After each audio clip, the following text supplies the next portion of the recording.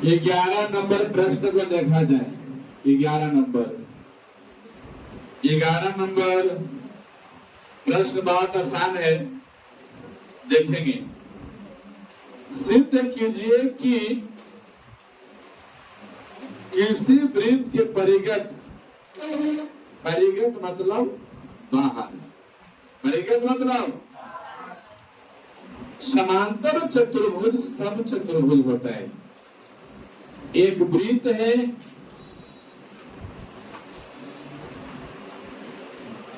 एक वृत्त है,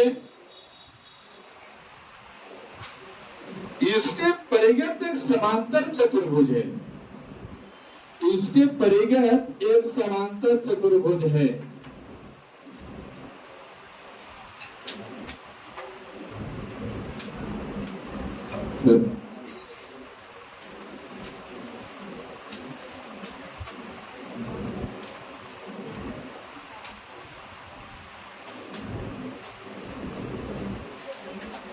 इसके परिगत क्या है? मैं लिखता हूं ए बी सी डी। अब इसमें दो बात आया है।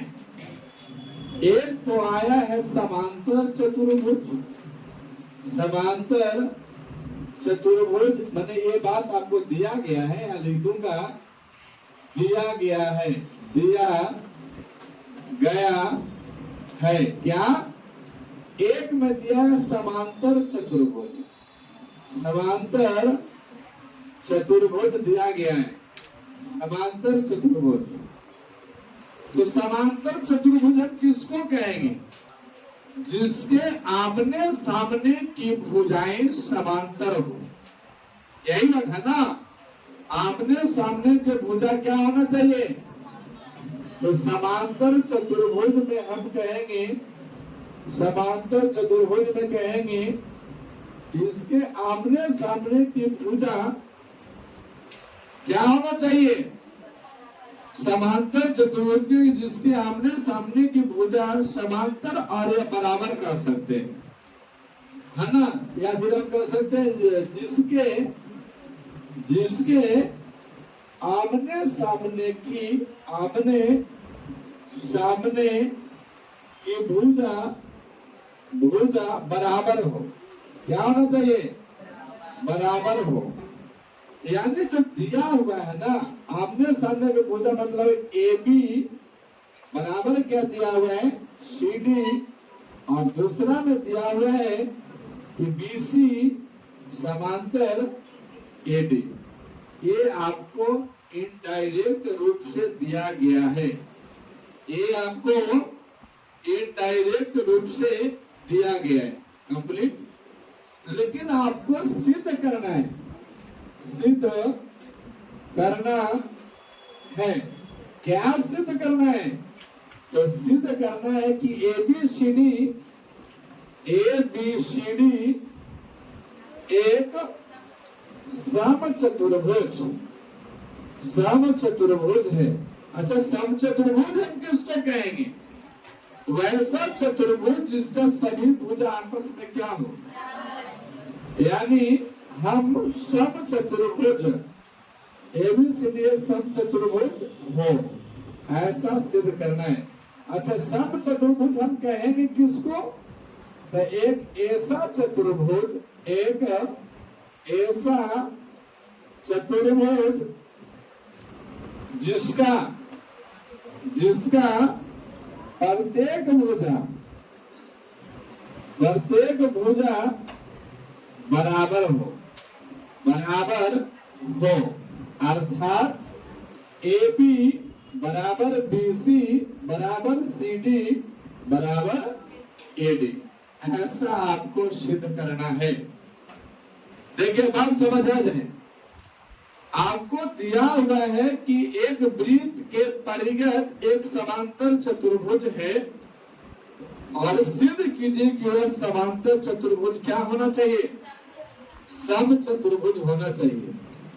तो समांतर चतुर्भुज का मतलब ए बी बराबर सी डी, उसके आमने सामने की भुजा क्या होना चाहिए? बराबर। और समचतुर्भुज में सब बराबर। तो सिद्ध करना है सब बराबर, और दिया हुआ है आमने सामने के बराबर। तो आइए मैं यहां से सिद्ध कर रहा हूं, यहां से सिद्ध कर रहा हूं, सिद्ध कर रहा हूं। बात सीक्वेंस वही जो क्वेश्चन नंबर शायद 10 में किया गया था, नहीं, क्वेश्चन नंबर आपको 8 में किया गया था, क्वेश्चन नंबर 8 में किया गया था। देखिए आकृति और बनल है कि नहीं? ये बाह्य बिंदु है, ये क्या है? बाह्य बिंदु है। तो जहां जहां स्पर्श बिंदु है वहां पे क्या कुछ नाम होना चाहिए? क्या नाम होना चाहिए? दे दीजिए एक्स वाई जेड ए, ना गड़बड़ा गया, डब्ल्यू एक्स वाई जेड। अब हो गया। अब हम कहेंगे सर जी ये जो वृत्त है ना, ये जो वृत्त है वो केंद्र वाला, इसका बाह्य बिंदु कौन है? ए। और ए से खींचा गया स्पर्श रेखा दोनों क्या होगा? अब ई बतिया के साथ फिर हम क्या लिखेंगे? जाओ अगर ज्यादा देखना है तो क्वेश्चन नंबर 8 पर यही लग रहेगा ना। क्वेश्चन नंबर 8 पर जाकर के आप देख सकते हैं। ये बात को यहाँ नहीं लिखूंगा, मैं डायरेक्ट लिख रहा हूं कि सर AX बराबर हो जाएगा किसका? AW। फिर आपका BX जो होगा ना तो बराबर हो जाएगा BY का, और फिर से आपका CZ जो होगा ना ये हो जाएगा CY का, और आपको ZD हो जाएगा ना CZ, हाँ DZ सरस्वती का जे रख देता था, डीजे हो जाता, कर देते आज बगान में डीजे नहीं, के तो पहले सोचो ना किए थे। यहाँ पे आपके सर नाम रखेंगे तो इसी रखेंगे। चलो CZ है, हाँ ना CZ रखिए और यहाँ DJ हो जाएगा, हाँ DJ, और डीजे बराबर हो जाएगा DW। जहां डीजे बजेगा वहां DW बनेगा, मतलब डी से दही और W से वारा, दही वारा नहीं, ये हो जाएगा। जहां डीजे बजा जहां क्या बनेगा? चलो ठीक है। आप यहाँ पे देखिएगा, हम सबको क्या करेंगे? जोड़ेंगे, यही बन रहेगा ना। सभी को जोड़ने पर तो यहाँ पे AX ऐसे होगा, AX प्लस क्या हो जाएगा? BX प्लस CJ, और आपके में आएगा CJ, और बराबर में हो जाएगा AW। अच्छा AW का नहीं हो, AW और DW, हाँ ठीक है, DW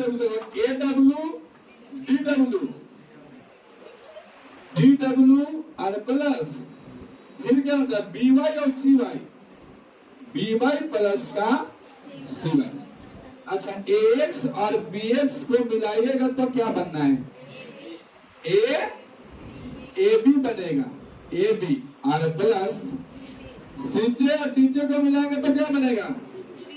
CD बराबर AW और DW को AD, और प्लस का यहाँ क्या बन जाएगा? BC बन गया। अब यहाँ देखे बाबू, AB बराबर, सोच के देखो आपको ज्ञान क्या करना है। चारों भुजा बराबर सिद्ध करना है, जिसमें AB और CD बराबर दे दिया है, मतलब AB A वाला भुजा और CD E वाला भुजा, ये दोनों बराबर दे दिया है ना। ये आपको बराबर पहले से ऑटोमेटिक दिया हुआ है, और BC मतलब ये वाला मैंने सामना सामने वाला बराबर दे दिया है। कहीं अगर E बराबर है AB बराबर है CD के, अगर E AB BC के बराबर आ जाए तो मजा आ जाएगा, बराबर है। अब यहाँ देखिए AB प्लस का CD, AB और बराबर है यहाँ क्या? CD। अब हम AB के बराबर यहाँ पे देखो यहाँ पे क्या है ए बी। ये कह रहा पहले से प्रश्न में दिया हुआ है कि ए बी जहां आएगा ना वहां आप सी डी भी लिख के काम चला सकते हैं। यानी ए बी के जगह में आप क्या लिखिए और प्लस का यहाँ क्या है सी डी। अच्छा कोई क्या तो सर हम सी डी के जगह ए बी लिख देंगे। अरे सुना तो फिर तो मतलब बराबर हो जाएगा। एक को चेंज किया बराबर ए बी के जगह आप क्या लिख सकते हैं बी सी और प्लस का क्या हो जाएगा बी सी। सी डी और C D to C D देखिए सी डी सी और डी यानी और यहाँ बी और सी तो टू बी सी यही रहेगा ना। टू से टू कट जाएगा यानी सी डी के बराबर क्या आ गया बी सी। कंप्लीट है। अब एक ही गो में कंप्लीट डाटा दे देगा आपको। देखिए पहले दिया हुआ क्या है ए बी बराबर क्या सी डी और यहाँ बी सी बराबर क्या ए डी। ये बात दोनों आपको दिया है मैंने पहले से आपको दे दिया गया है। लेकिन हम जो ज्ञात किए ना हम जो ज्ञात किए वो आपका सी डी बराबर क्या ज्ञात कर दिए बी सी। ये मैं ज्ञात किया मैं क्या किया हूं ज्ञात किया। यानी सर सीडी के बराबर आप बीसी कह सकते हैं। यहाँ पे मूल पॉइंट है थोड़ा मुड़ना पड़ेगा। सीडी के बराबर हम क्या कर सकते हैं। अच्छा ये बताया कि हम बीसी बराबर सीडी ना कर सकते हैं। बीसी बराबर सीडी कह सकते हैं।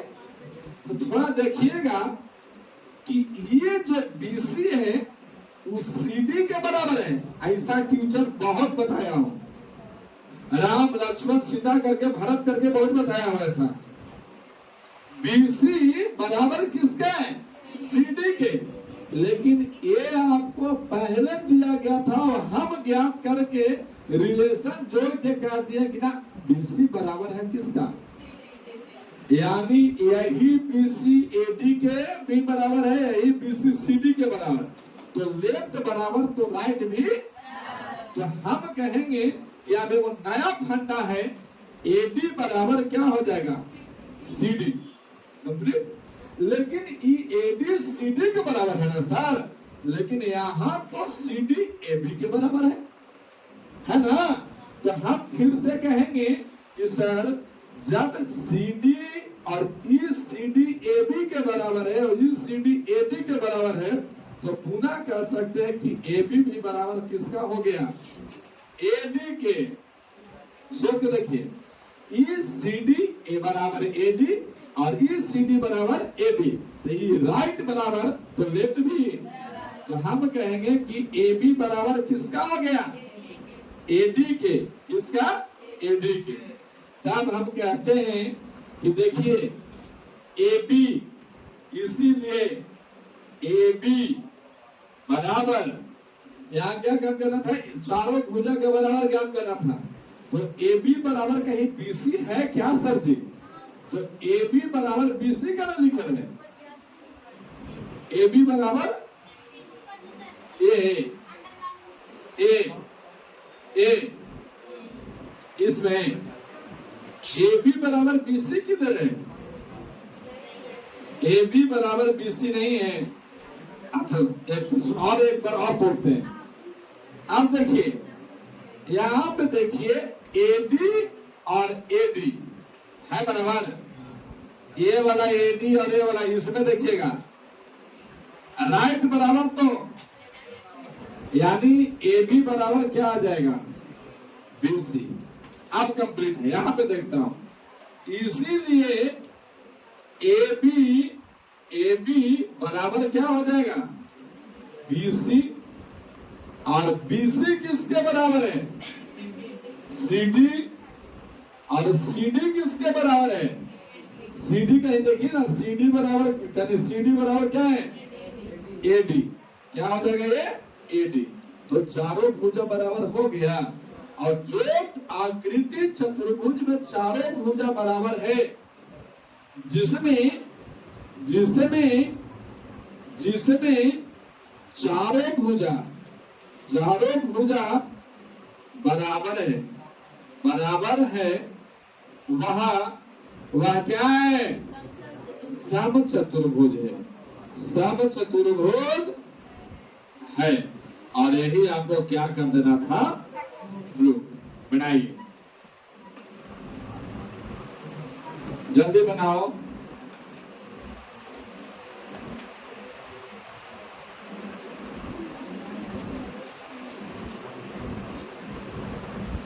बारह नंबर प्रश्न है, 4 सेंटीमीटर त्रिज्या वाले 4 सेंटीमीटर त्रिज्या वाले एक वृत्त के परिगत का मतलब बाहर, परिगत का मतलब एक आपका 4 सेंटीमीटर त्रिज्या वाला एक वृत्त है। हम नाप लेंगे स्केल से और एक वृत्त बना देंगे। उसका वृत्त का त्रिज्या कितना होगा? 4 सेंटीमीटर। कितना? 4 सेंटीमीटर वृत्त का त्रिज्या है। वृत्त का त्रिज्या कितना? 4 सेंटीमीटर। इसका एक सेंटर पॉइंट है कहीं पे, और ये सेंटर पॉइंट से परिधि को छुआइएगा ना तो त्रिज्या कितना बनेगा? 4 सेंटीमीटर। चलिए यहाँ पे आपको वृत्त का त्रिज्या जो है ना लिख देते हैं। त्रिज्या जो दिया हुआ है वो आपको 4 सेंटीमीटर है। फिर बोला इसके परिगत मतलब बाहर एक त्रिभुज एबीसी इस प्रकार खींचा गया है। एक त्रिभुज खींचा गया। अच्छा, त्रिभुज आपका समबाहु है कि समद्विबाहु है कि समकोण है, इसका कोई चर्चा नहीं किया, बस एक त्रिभुज खींचा गया है। तो हम चलिए आइए एक त्रिभुज खींच देता हूं, एक त्रिभुज में खींच देता हूं। तो त्रिभुज कुछ इस कंडीशन का होगा, कंप्लीट है। ये त्रिभुज है, नाम दे दिया ए बी और यहाँ पे सी, ए बी सी, ए त्रिभुज हो गया। वृत्त के परिगत एक त्रिभुज खींचा गया है। इस प्रकार खींचा गया है कि रेखाखंड बीडी, अच्छा बीडी किधर है? बीडी रेखाखंड है। हमें ऐसे ज्ञात होना चाहिए कि अगर हो सकता है कि यहाँ पे बोल रहा होगा स्पर्श बिंदु पर, कह रहा कि रेखाखंड बीडी और डीसी, बीडी और डीसी जिनमें स्पर्श बिंदु डी द्वारा बीसी विभाजित है। स्पर्श बिंदु डी द्वारा ये जो बीसी है ना ये विभाजित है। और बोला विभाजित है की लंबाई 8 सेंटीमीटर और 6 सेंटीमीटर है। ये आपका 8 सेंटीमीटर है और 6 सेंटीमीटर। देखिएगा पहले आपका है यहां से इस प्रकार खींचा गया कि रेखाखंड पहले कौन आ रहा है? बीडी, बीडी और फिर आ रहा है डीसी, बीडी और डीसी जिसमें स्पर्श बिंदु डी द्वारा बीसी विभाजित है कि लंबाई क्रमशः 8 सेंटीमीटर और 6 सेंटीमीटर। क्रमशः आया तो पहला डाटा पहले के लिए 8 सेंटीमीटर और यहाँ पे 6 सेंटीमीटर है। देखिए आकृति 10.4, अच्छा 10.14। डीसी आपको डीसी कितना दिया हुआ है?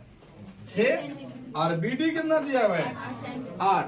तो थोड़ा तुम लोग कहोगे सर उल्टा कर दिए हैं। भैया ये बी यहाँ लिखा है आकृति में, चलो मैं लिख देता हूँ यहाँ पे बी, तो यहाँ क्या हो जाएगा? सी। तो यहाँ पे हो जाएगा 8 सेंटीमीटर और यहाँ पे हो जाएगा 6 सेंटीमीटर। कह रहा है कि भुजाएं ए बी और ए सी ज्ञात कीजिए।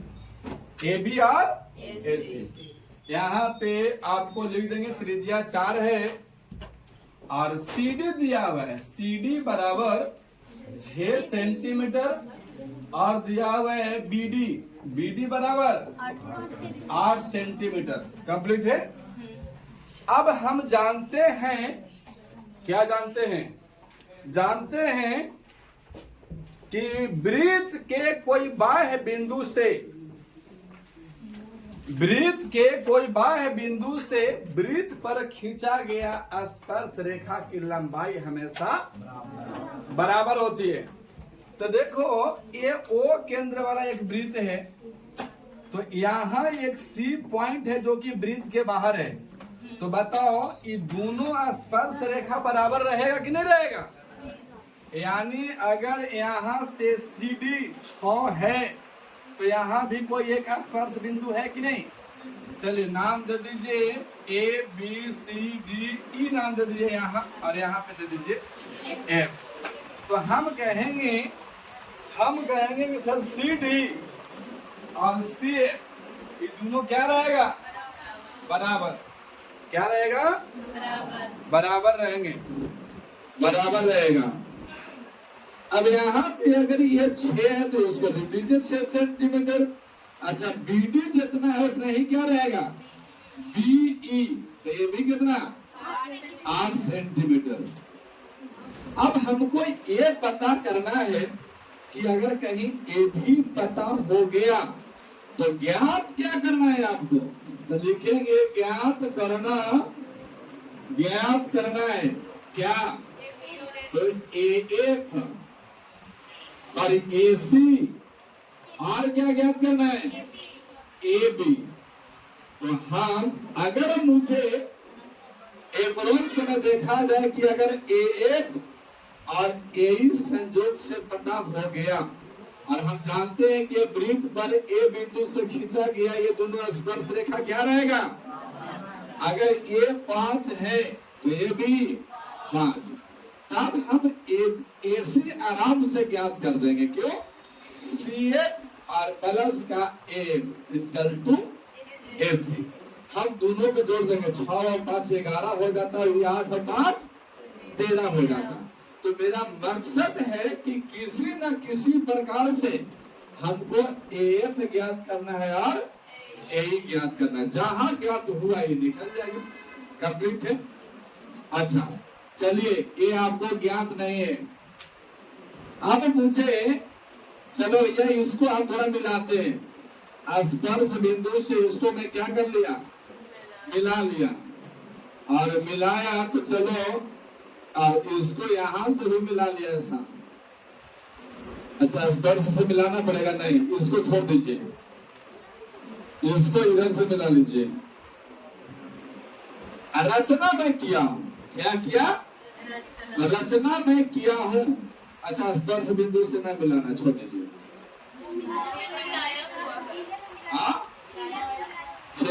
अरे वो तो फिगर में 4 सेंटीमीटर केवल त्रिज्या खींचा है वो। तो आप अगर यहाँ देखे ना, यहाँ से लेकर के हमारा मिलावल है, बोलो ये सीधा राशि तभी मिलावल है नहीं ना, वो त्रिज्या डिनोट कर रहे हैं। हम इस त्रिभुज का क्षेत्रफल निकालने का प्रयास करेंगे। त्रिभुज का क्षेत्रफल निकालने का प्रयास करेंगे तो हम त्रिभुज 2 टाइप से निकालते हैं। कितने टाइप से? 2 टाइप से। एक तो आपका हीरोन सूत्र होता है और एक क्षेत्रफल वो होता है जो 1/2 आधार गुना का ऊंचाई, एक वो होता है। अगर यहाँ देखेंगे इसको मिलाएंगे ना तो ये आपको इस त्रिभुज के लिए देखिए, अगर इसको मिलाइएगा तो ये क्या रहेगा? COB त्रिभुज जो है तो उसके लिए DO क्या रहेगा? ऊंचाई या लंब। ये आपका क्या रहेगा? ये भी ऊंचाई। ये क्या रहेगा? ये भी ऊंचाई। चलिए अब आते हैं, सबसे पहले निकालूंगा त्रिभुज। यहाँ से मैं सॉल्व कर रहा हूं। सॉल्व त्रिभुज लिखेंगे ABC का क्षेत्रफल। त्रिभुज यहाँ से त्रिभुज ABC का क्षेत्रफल। अच्छा क्षेत्रफल निकालने के लिए हीरोन सूत्र में पहले S निकालना पड़ता है, तो हम पहले S निकालेंगे। और S बराबर क्या होता है? अर्ध परिमाप। S किसको बोलते हैं? परिमाप के आधा, आधा परिमाप।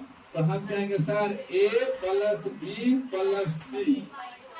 और भाई अच्छा A का वैल्यू का मतलब क्या है? अगर हम माना कि आपको AF और AE कितना है? x सेंटीमीटर है। कितना है? तो हम a का वैल्यू लेंगे तो पूरा वैल्यू क्या लेना पड़ेगा? x प्लस का 6 लेना पड़ेगा ना। अच्छा यहाँ लिख देता हूँ, a बराबर x प्लस का, b बराबर कितना हो जाएगा बताओ तो? x प्लस 8 और c बराबर ये वाला 6 प्लस 8, इसका तुम 14 ना कहेंगे? कितना? 14।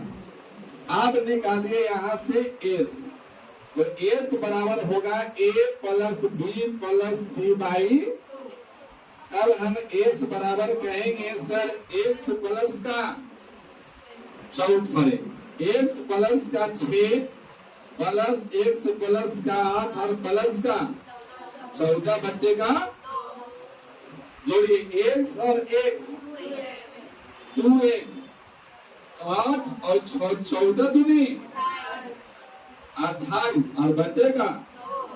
जब यहाँ पे आपका यहाँ पे देखेंगे कि सर s बराबर हो गया, इन दोनों में कॉमन हो सकता है ना 2, तो 2 इंटू क्या बच जाएगा? x प्लस का और बट्टा में 2 से 2 कट गया तो s का वैल्यू क्या आ गया? x प्लस का 14। यहाँ तक बताओ किसी को समस्या है? a plus b plus c complete है? यहाँ तक किसी को समस्या है? नहीं।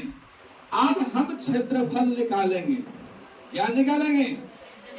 क्षेत्रफल बराबर होता है under root s into s minus a into s minus b into s minus c, यही होता है ना। अब यहाँ से हम इसका क्षेत्रफल निकालेंगे तो s का वैल्यू कितना है? x plus 14। यानी ना दिमाग के ठंडा फ्रीज नियन करके देखना, x प्लस 14 ई ना कि सर कैसे ई s का वैल्यू लिखे ले, आपकी फिर लिखना है s का वैल्यू, तो x प्लस और माइनस, एक में से घटा भी ना हो, माइनस a का वैल्यू तो देखिए कहाँ है? x plus 6। बताओ तो समस्या? फिर से s माइनस b, तो x प्लस 14 और फिर से घटाएंगे x माइनस 8, तो दिक्कत x प्लस का 8 और फिर से भी c लिखना है, तो s का वैल्यू x प्लस 14 और माइनस कितना? 14। बताओ समस्या? अब यहाँ पे क्या करेंगे? x प्लस 14 को x प्लस 14 लिख दे रहा हूँ, x प्लस 14। अब a डाटा में से a डाटा घटेगा, इमेजिनेशन कीजिएगा जब माइनस गुना करेगा तो ये प्लस किसमें बदल जाएगा? अच्छा इसको बदलिए के दिखा देते हैं हम लोग को। यहाँ पे आपका हो जाएगा x प्लस 14 और माइनस x माइनस 6 होगा। यहाँ पे हो जाएगा x plus 14 minus x minus का, और यहाँ हो जाएगा x प्लस 14 माइनस 14, यही होगा ना हो। इसका तो रूट अंडर है, एक किडनी पर जोर पड़ रहा है कहा ना। अब ये आपको हो जाएगा x प्लस का 14, x प्लस का 14, देखना कहानी काटा कि घटा? घटा। काटेगा तो 1 बच जाएगा और घटेगा तो 0। 14 में 6 जुटेगा कि घटेगा? घटेगा तो कितना बचेगा? यहाँ लिख दिए 8, फिर यहाँ से ये भी तीसरा भी कहानी खत्म। 14 में से 8 गया 6, यहाँ भी क्या बचा? x। चल भैया छोटा रूट में आ गए। अब यहाँ पे आपका देखेंगे तो ये x प्लस 14 और यहाँ पे 8 छके 48 में x से तो ये भी आपका गुना करेगा, कंप्लीट है। और ये गुना के सिंबल ना भी दे है तो आपको सोचता थे कि डाटा किसमें, गुना में। इसको समीकरण मान लीजिए एक, है ना। अब आपका बोर्ड पर जगह नहीं है। अच्छा क्या जगह है, चलो लिखते हैं।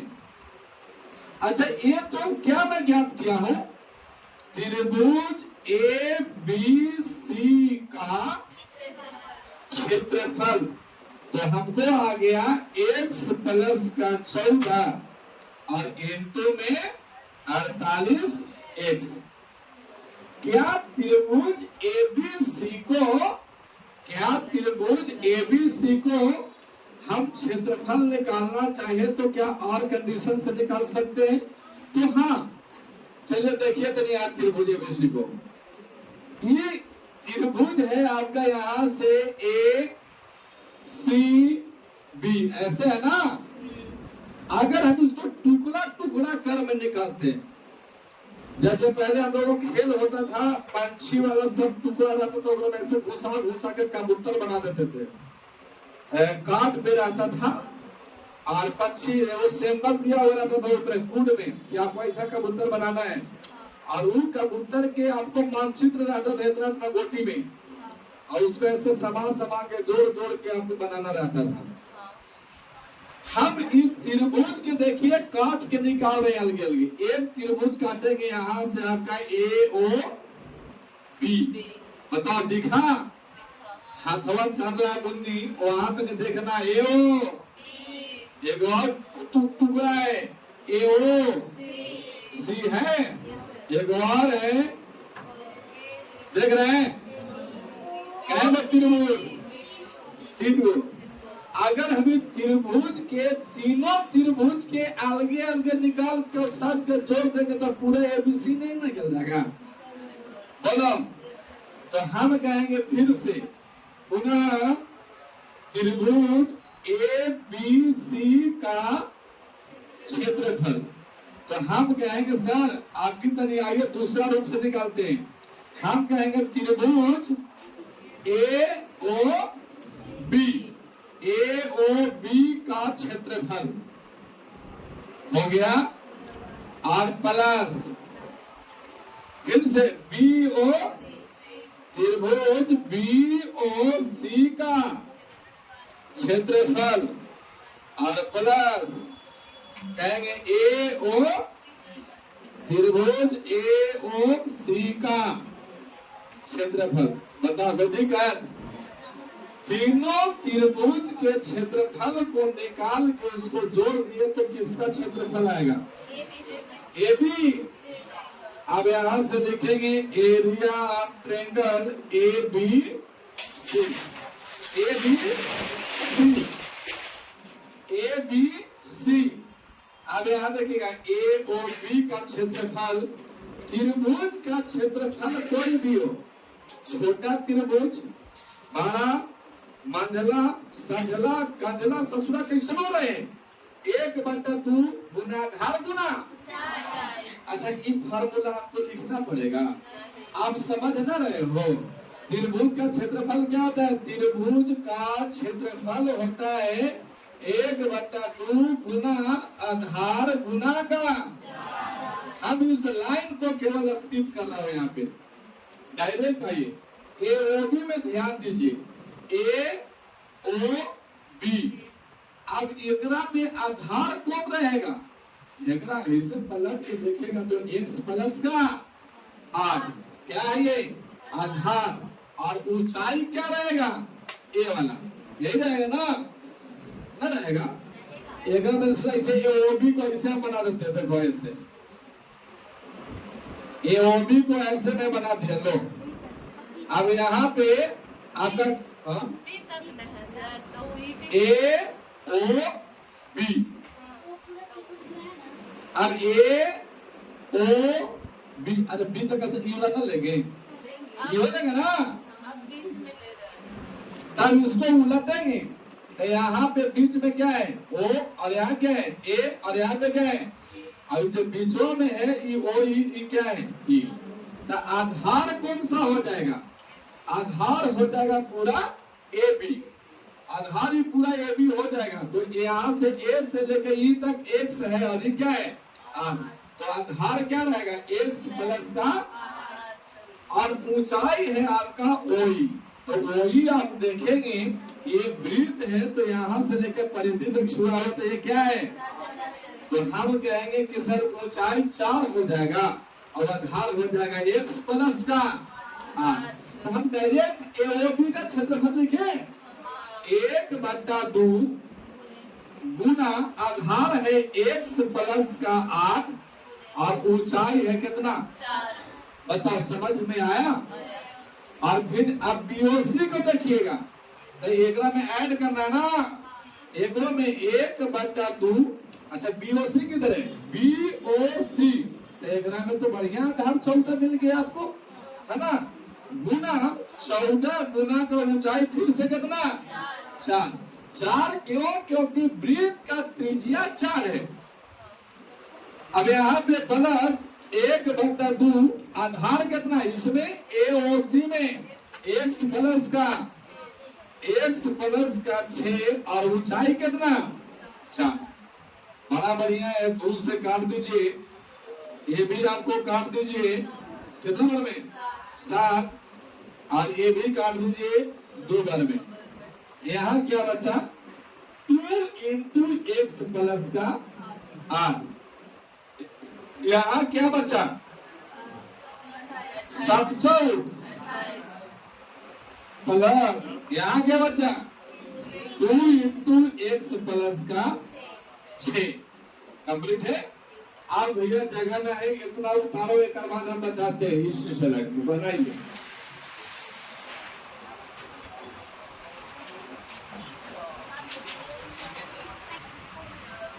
चलिए देखिए यहाँ पे आपका पूरा ये पेज आपका भर गया था, इसीलिए मैं समीकरण 1 को यहाँ पे लिखा हूं और इसका मुझे भी हल करना है। यहाँ पे देखेंगे तो ये क्या हो जाएगा 2x प्लस का 16 प्लस का 2x प्लस का 12, 2x और 2x 4x प्लस 56, 16 बना 28 दूनी का 56। अब यहाँ पे आपका इसको मैं ऐसे भी लिख सकता हूँ, इसको मैं लिख सकता हूँ 4 × एक्स प्लस का 14। ऐसे लिख सकता हूँ कि नहीं 4 × एक्स प्लस का 14।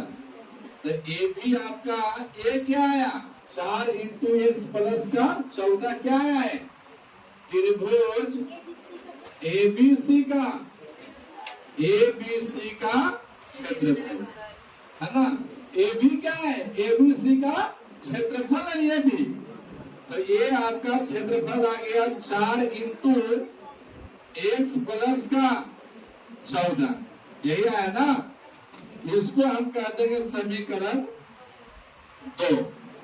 अब हम कहेंगे समीकरण 1 और समीकरण 1 और 2 से समीकरण 1 है एक्स प्लस का 14 इंटू में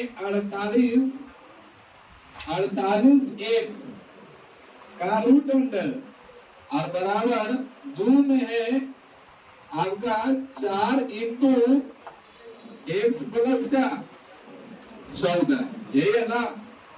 यहाँ पे हमको रूट के किसी तरह समाप्त करना है। रूट को समाप्त करेंगे तो हम कहेंगे कि सर दोनों ओर वर्ग कर दीजिए, वर्ग से रूट कट जाएगा, यही होगा ना। तो लिखेंगे दोनों ओर वर्ग करने पर, दोनों और वर्ग करने तो ये आपका हो जाएगा एक्स प्लस का 14 × 48 एक्स और इसका रूट अंदर और पूरा के क्या हो जाएगा यहाँ हो जाएगा 4 × एक्स प्लस का 14 का ये पूरा का होल स्क्वायर, यही होगा ना।